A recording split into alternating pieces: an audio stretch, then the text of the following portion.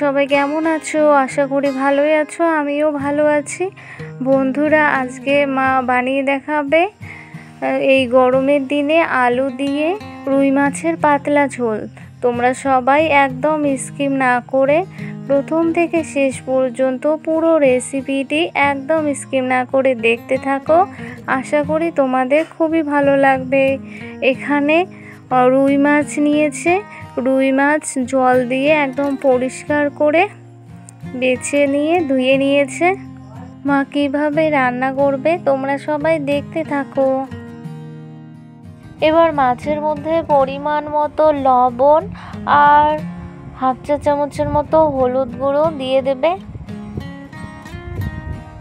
এবার লবণ আর হলুদ গুঁড়ো দিয়ে মাছ খুব ভালো করে মা মেখে নেবে। এই গরমে আলু দিয়ে রুই মাছের পাতলা ঝোল মা রান্না করবে। তোমরা সবাই দেখতে থাকো প্লিজ। হলুদ লবণ দিয়ে মাছ খুব ভালো করে মেখে নেওয়া হয়ে গেছে। চলো তাহলে এবার মাছগুলো ভেজে নেওয়ার পালা। এখানে একটি মিক্সিং জার নিয়েছি আর এখানে নিয়েছি একটি মাঝারি মাপের পেঁয়াজ কুচি, 1 চা চামচ গোটা জিরে, একটুখানি আদা কুচি, 2-3টে রসুনের কোয়া। এবার সব কিছু ব্লেন্ডারে পেস্ট করে নেব। ব্লেন্ডারে সব কিছু পেস্ট করে নিয়ে ফিরে আসলাম। তোমরা চাইলে শিলনোড়ার মধ্যেও বেটে নিতে পারো। কড়াই গরম হয়ে গেছে। এবার কড়াইতে দিয়ে দেব সরষের তেল। একটু বেশি করে মা সরষের তেল দিয়ে দিল। নেড়ে নিয়ে তেল ভালো করে গরম করে নেবে। তেল ভালো করে গরম হয়ে গেছে। কড়াই থেকে ধোঁয়া বের হয়েছে। এরপর এখানে হলুদ লবণ দিয়ে মেখে রাখা রুই মাছের পিসগুলো এক এক করে মা দিয়ে দিচ্ছে। তোমরা যারা যারা সব সময়ের জন্য আমার রান্নার ভিডিওগুলো ফুল ওয়াচ করো তাদেরকে জানাই অনেক অনেক ধন্যবাদ ও অসংখ্য ভালোবাসা। এবার নেড়ে চেড়ে মাছের পিসগুলো উল্টে পাল্টে লালচে করে ভেজে নেবে। এখন তো আমার শরীর ভালো নেই আর আমি এখন বাপের বাড়িতে আছি, সেজন্য মা রান্না করছে আর আমি ভিডিও করছি। প্লিজ বন্ধুরা একদম স্কিপ না করে দেখতে থাকো। আশা করি তোমাদের খুবই ভালো লাগবে। আর একদিকে 2-3টে মাঝারি মাপের আলু খোসা ছাড়িয়ে সরু সরু করে কেটে নিয়ে জল দিয়ে পরিষ্কার করে ধুয়ে নিয়ে সেদ্ধতে বসিয়ে দিয়েছে। 50% মতো সেদ্ধ হয়ে গেছে। আর একদিকে মাছ ভাজা হচ্ছে। মাছগুলো এখনো ভাজা হয়নি, ভেজে নিচ্ছে খুব ভালো করে উল্টে পাল্টে। তোমাদের কার কার মাছ প্রিয় অবশ্যই জানাবে কিন্তু। মাছ লালচে করে ভেজে নেওয়া হয়ে গেছে। এবার মা নামিয়ে নেবে। গরম গরম মাছ ভাজা খেতেও কিন্তু দারুণ লাগে।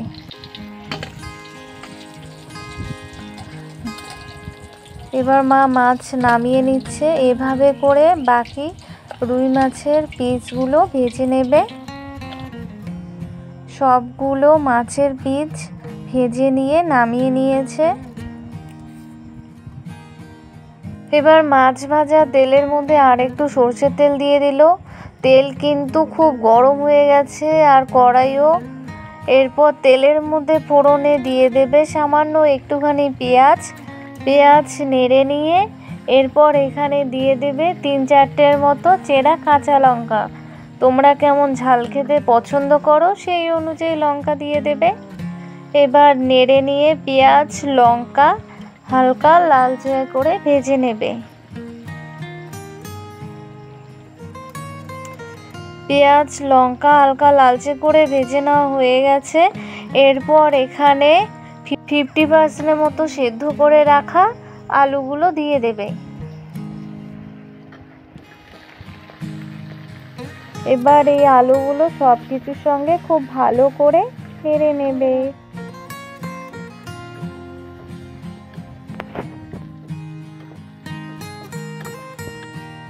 এবার এখানে দিয়ে দেবে পরিমাণ মতো লবণ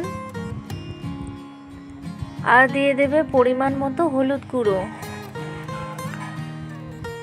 এরপর নেড়ে নিয়ে সব কিছু খুব ভালো করে মিশিয়ে নিয়ে আলুগুলো হালকা লালচে করে ভেজে নেবে। আলুগুলো লালচে করে ভেজে নেওয়া হয়ে গেছে। আগে যে মশলাগুলো পেস্ট করে রেখেছিলাম তার মধ্যে কাশ্মীরি লাল লঙ্কার গুঁড়ো 1/2 চা চামচ দিয়েছিলাম। এবার সব কিছু মশলাগুলো একসঙ্গে দিয়ে দিলাম। এবার নেড়ে নিয়ে মশলা সহ আলু খুব ভালো করে কষিয়ে নেব।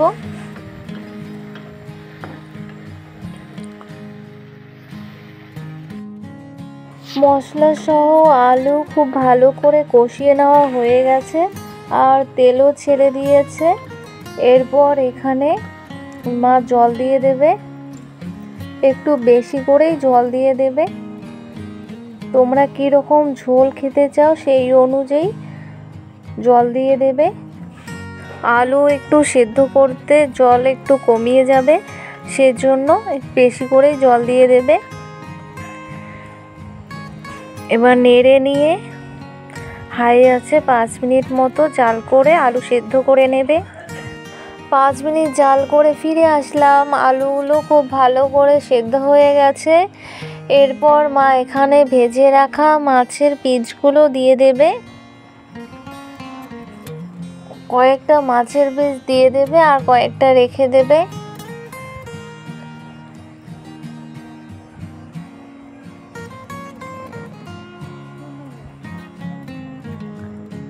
এরপর সব কিছু নেড়ে খুব ভালো করে মিশিয়ে নিয়ে আবারও 3 থেকে 4 মিনিটের মতো হাই আছে জাল করে নেবে।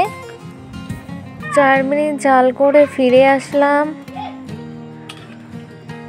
এই গরমের দিনে আলু দিয়ে একদম পাতলা পাতলা করে রুই মাছের ঝোল রান্না প্রায় শেষের দিকে। এরপর জাল অফ করে দেব। আলু দিয়ে রুই মাছের পাতলা ঝোল খেতেও কিন্তু দারুণ লাগে বন্ধুরা এই গরমের দিনে। জাল অফ করে দিয়েছি। এরপর নামিয়ে নেব। যখন রান্না করা হয় তখন এত ধোঁয়া বের হয় তরকারি দিয়ে যে কালারটাই কীরকম দেখা যায়, তাই না বন্ধুরা? তারপর নামার পর কালারটা কিন্তু খুবই সুন্দর আসে। এখন নামিয়ে দিচ্ছি। তোমরা এভাবে একবার ট্রাই করো।